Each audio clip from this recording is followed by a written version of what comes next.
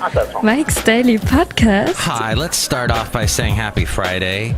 And if it's not Friday when you're listening to this, happy whatever day. It's Mike Matthews broadcasting from Café Anyway, located somewhere in Podcastro Valley, Mont, the last place on earth. It's episode 1356. 1356 today. We hear from the Disgruntled Fiddle player, the Brewmaster, Benita, and we'll get to the segment called Matthews News. Mike's Daily Podcast. I had such a wonderful day yesterday. I've been so blessed this week to be in the company of so many Mike's Daily Podcast. Lovely women. On Wednesday, it was Lady Katie, and then I have to tell you, in the 80s, I had a mullet, and I discussed these things with Sylvia. She's my only listener, and I feel I'm going to go to Transylvania and become a vampire for no particular reason. Mike's Daily Podcast. Because Transylvania is the hip place to be. If you want to talk like this, it's great. It's the Mike's Daily the blood Podcast.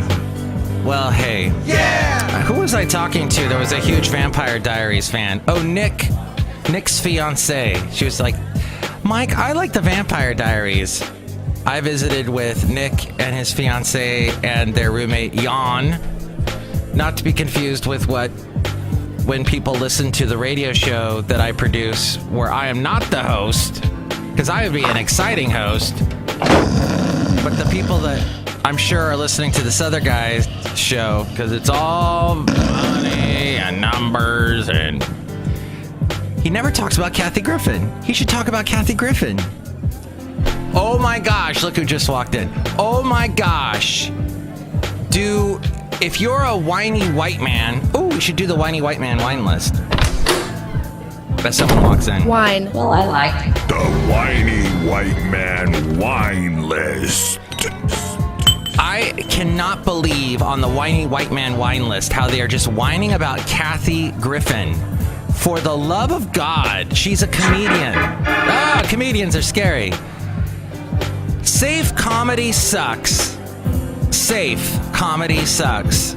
I know my comedy is not that, it's not edgy at all, but I know that the edgy comedy is the comedy that makes you really laugh because you're like, oh yeah, that's true. That's so what it is.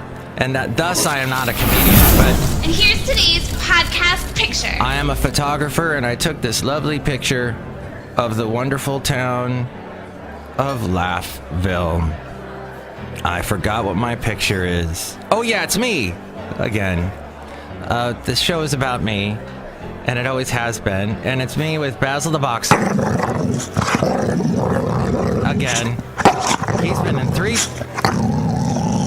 three pictures this week. Wow. This show is about me, and it always has been. This time we are standing in front of Alameda. This picture was taken at Bayfair Island. But yeah, so Kathy Griffin is going to make jokes. Saturday Night Live is going to make jokes. And you're going to make fun of people and whatever. I don't understand. Oh, Donald Trump's son was traumatized. Well, Donald Trump's son is the son of the President of the United States of America. There's a lot of stuff he needs to wrap his head around. He's going to grow up fast. Chelsea Clinton grew up fast. George H.W. Bush's daughters grew up. You know what? It's not easy. Jimmy Carter's daughter and Ronald Reagan, etc. You're the president of the United States. Gotta have some, what's the word? Cojones. So I saw Sylvia yesterday, and we had a 3-hour discussion about all kinds of things. And she listens to this podcast, and she had all kinds of feedback for me. Apparently, I've been very angry lately. I didn't realize how angry I'd gotten. I didn't know I'd become such a bitter old man, and I apologize. I'm going to talk about positive things. Like this, for example. Where's my list? My mic list. Okay. Sherlock Holmes' younger brother is a very funny movie. Watch it. It was from the early 70s, and it featured Gene Wilder. He had just done Blazing Saddles. He was about to do Young Frankenstein, and he wrote this movie. He was writing a lot. I think he wrote Young Frankenstein, and he wrote this movie called Sherlock Holmes' Younger Brother, which is actually partially true. It follows a lot of the Sherlock Holmes lore, but it is total crazy 70s slapstick nonsense fun.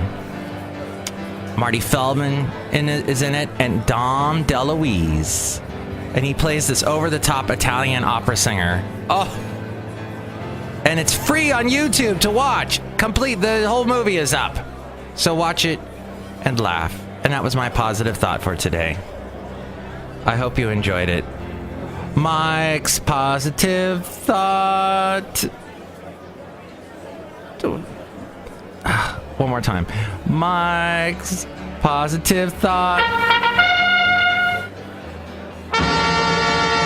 All right. Okay, one more. Yay. All the sounds you can do with a horn. Oh, wait, one more. So much fun, wind instruments. Everyone knows it's windy. Little callback to the last show, my friend. Sylvia and I discussed many things. Sylvia has a huge, expansive knowledge of music. She loves to go see... She goes to see the concerts and the bands, and we were discussing Greg Proops and his wonderful podcast, and he always mentions how you should go see the people that are still alive that are doing concerts. Like, he went and saw Ray Charles probably in his last years, and he was so glad he saw, and Johnny Cash just before he left us on this plane of existence. So that, and she's going to see Duran Duran. I don't see them dying anytime soon, but whatever. You never know. So she's going to see Duran Duran, Daryl Hall, John Oates. They don't like to be called Hall & Oates. Did you know that? They got to have their first names in there. And in fact, I interviewed a band called Yarn that had one of their songs produced by John Oates. And that's in the interviews section of mikesdailypodcast.com, where you can also help out the show through the Amazon link. If you're going to buy anything on Amazon, go through that link at mikesdailypodcast.com. That quick little click helps us out. It's a quick little click. You can also help us out through the PayPal. You'll get a special greeting from all the Café Anyway characters, and you'll become an inglorious Mike's Daily Podcaster. So we were also talking about, let's see, she's going to see, Hall & Oates with Tears for Fears. That's very interesting.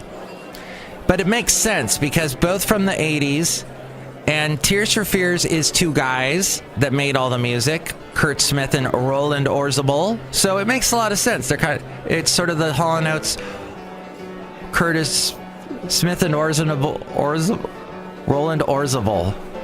Smith and Orzabal. That's what it would be. Smith and Orzabal, Hall & Oates. So that's going to be a cool tour. She's going to see a bunch of shows. So we were talking about music. We were talking about Buddhism. And did you know there's a Buddhist temple in Niles? Niles, of all places, a little kind of western town not smack dab in the middle of Fremont, but it's in Fremont, and you get the whole, there's like a little train station there, and Charlie Chaplin is referenced all throughout the little downtown, and you can drink some delicious local beers at some of the places there along the strip. We were talking about the coffee place there that's run by crazy religious fanatics and Christians. That's what they are. But they're crazy Christians. And then there's, let's see what else. We were talking about Niles. I actually interviewed a guy working at a Niles ice cream store in a previous podcast, I think that a year ago.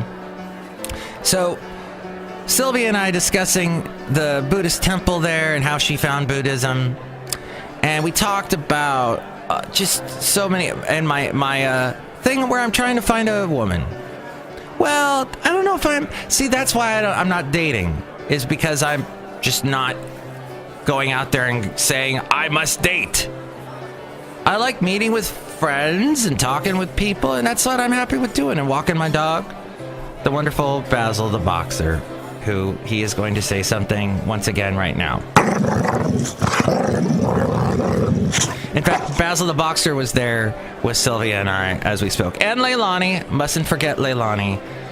and her wonderful dog, Louie, who is recovering nicely from surgery. This beautiful greyhound. Oh, and so gentle, so kind, and big. And anyone who has any issues with dogs needs to spend 5 minutes with a greyhound, and you will change your mind forever, my friend. And you will cry every time they senselessly kill a dog in a stupid TV show. Here, I'm getting angry again. Like when I watched Agents of S.H.I.E.L.D., and they shot a dog in one of the episodes, and I said, no, I'm done. I'm not watching anymore. You don't do that to me. That's just ridiculous. But Mike, it happens. It's a terrible thing. No, it's not. Not in my stupid superhero TV show. So let's get to the segment that we lovingly call Matthew's News. I think I might have a couple other angry moments in today's podcast. So if you are a person that likes Angry Mike, he's coming back. Don't worry. Hulk smash! The U.S. government may have overpaid drug maker Mylan NV by as much as $1.27 billion between 2006 and 2016 for its EpiPen emergency allergy treatment. The amount is nearly 3 times a proposed settlement that the company announced in October. The analysis on the EpiPen payments, which was conducted by the Department of Health and Human Services and Inspector General, was released by Republican Senator Chuck Grassley. Thank you, Republican Senator Chuck Grassley. He said Mylan and the Obama administration reportedly were close to settling the overpayment for much less than $1.27 billion. Taxpayers have a right to know what happened here and to be repaid whatever they are owed, and I agree with him. Frickin' EpiPen. Well, the EpiPen helps people. That's good, but it's the Mylan.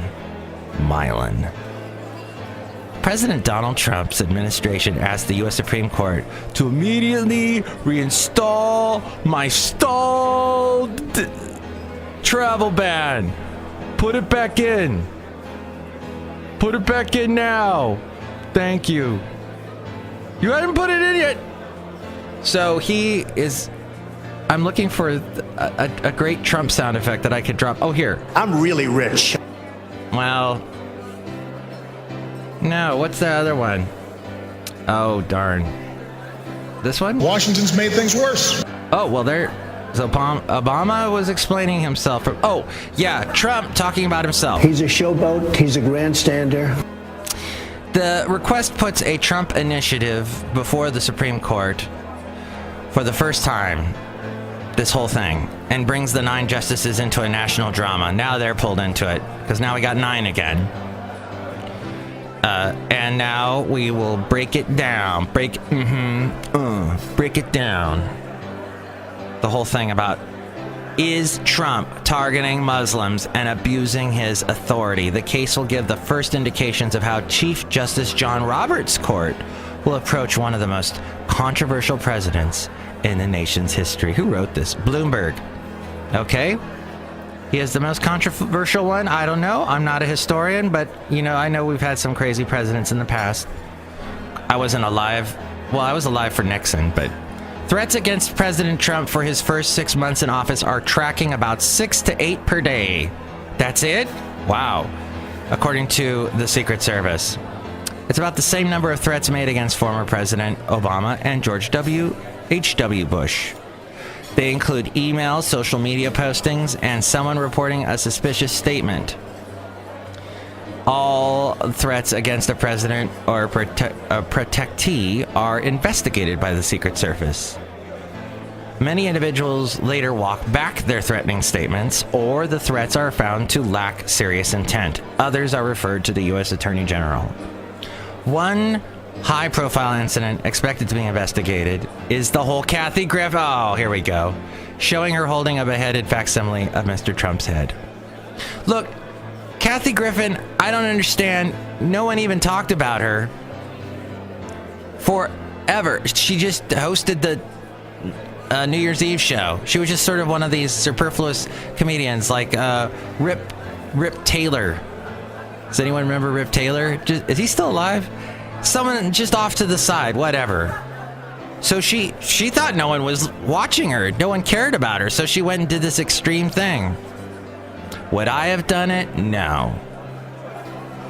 But I just think it's interesting how whiny white Republican men have to, they love going after a woman.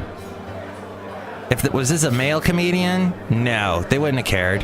They would have been like, oh, boys will be boys, locker room talk. A report expected to be released, well, it was released yesterday, so it's not expected to, unless you're listening to this in the past, by a workers' advocacy group, and I think that is the appropriate way to pronounce that. We're going to talk like we have a cold now. They say Walmart, the nation's largest private employer, routinely refuses to accept doctor's notes. They refuse, and they penalize workers who need to take care of a sick family member. And they otherwise punish employees for lawful absences. The report, based on a survey of more than 1,000 employees, accuses Walmart of violating the Americans with Disabilities Act and the Family and Medical Leave Act, among other worker protection laws. And this is very interesting at a time when Walmart is doing whatever they can and doing some interesting things to try and combat Amazon, who's like number one with all retail, or not retail, but online. People buy everything through Amazon. Their stock is through the roof. So Walmart is actually doing fairly well with their stocks because they are trying to broaden their presence on the internet, and they're doing a lot of things and totally pushing the, hey, you can buy something on Amazon, sure, but buy it through Walmart.com, and you can just drive over to Walmart. We'll have it right there for you. You don't have to wait for it to be delivered to you. And you save the delivery cost. That's kind of what they're going for. But now, they got this in the news. So, I don't know. I don't own stock in Walmart, and I'm happy about that.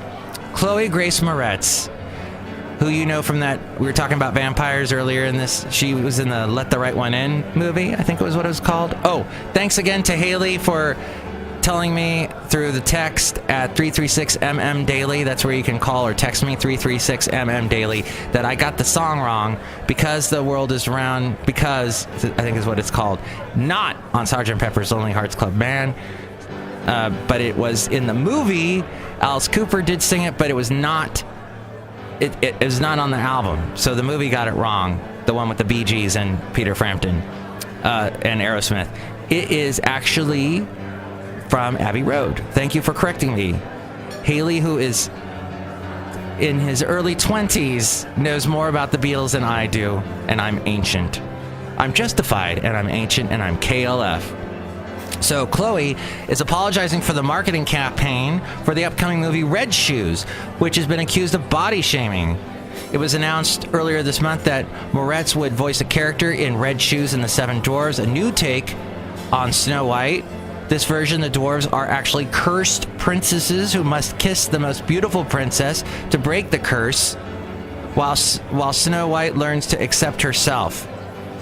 At the Cannes Film Festival, the first promotional material for the animated film was unveiled to attract funding and distribution, but the poster attracted controversy. It shows a Snow White transformed into a curvier woman with the tagline, "What if Snow White was no longer beautiful and the seven dwarfs not so short?" implying that curvy women are not beautiful, and that's crap! Angry Mike. Crap! So I like that story being out there, just to get people talking about what is beauty, huh? What is it? I love curves. Oh, that woman had curves that could derail a train. That's the woman I'm all about. Woo! Hey, I could sure use that Simpson sound effect that I couldn't find the other day, and I'm not going to be able to find today. Ah, darn it. Is it this one? Gesundheit. That's not from The Simpsons. It's not Paul Ryan, is it? I think part of what is happening, I think Democrats are letting their hair on fire to get you to cover this story, to kind of keep repeating the same story. No, this is it. Hachi-machi. That's it. Hachi-machi indeed. And finally, okay, almost finally, The guitar that Jerry Garcia played everywhere from San Francisco's Winterland Ballroom to the Great Pyramids of Egypt fetched over $1.9 million at an auction Wednesday night. It was called The Wolf, the name of that guitar, for you deadheads out there that might be listening. And finally, tucked away in a corner of Apple Park, the Apple campus, the company's new futuristic custom-designed $5 billion campus in Cupertino, not too far away from where we are here in Podcastro Valley, Mont. There is a low-tech building. This, according to Tech Insider, it stands out in a campus of gleaming glass and concrete structures where even the door handles are custom designed. So why did Apple construct an early 20th century barn in the shadow of its massive new spaceship campus? It turns out the historic Glendenning barn, it was on the land first. After a former Cupertino mayor asked CEO Tim Cook what the company planned to do with the barn in the early stages of construction, Apple carefully took it apart, put it back together, just the way it was constructed before. As we go outside a Café Anyway, where we bring you Mike's Daily Podcast, somewhere in Podcastro Valley, it was originally constructed, this barn, in 1916. It had several changes of ownership as the land around it transformed from the farmland owned by the Glendenning family to orchards to an HP office park and now Apple's new headquarters. It's so fascinating. It makes us think of how far we've come from agriculture, which we still have agriculture. We're always going to have agriculture because we need to eat. And animals are cute, especially cows. When I was walking Basil the Boxer yesterday, I was over at Fairmont Ridge yet again. I can't get away from that place. And there was a cow. And Basil went over to the front of the cow and just did a quick jump at him like he wanted to play, I guess, a boxer, what boxers kind of go, woof, and then ran away. Like, I want to play with you. No, I don't, and ran away. And I went over to the cow because he was just standing there on the side of the pathway, and I petted his head. And then he kind of nudged me, like, no, don't do that. And I went, okay, and kept walking. So how we have changed, and how stupid am I? But that is the end of the show. Don't answer that question. Thank you. Enjoy your weekend. Thank you to Sylvia for continuing to listen and for all your feedback. Thank you, Haley, always for your feedback. And thank you for being you and stuff. Hey, Mike, we walked in and you didn't say anything about us. I'm Benita, the rodeo queen. And I'm the disgruntled fiddle player, tell you what. What? Eli just totally blew us off. And I make the earth, I'm the Brewmaster. Oh boy! Next time, guys. I'll be on next week sometime. Okay, oh boy! Mike's Daily Podcast is written and produced and performed by Mike Matthews. His podcast is super easy to find. Download or listen to his show and read his blog at mikesdailypodcast.com. Email Mike now at mikesdailypodcast@gmail.com. See you tomorrow. Bye!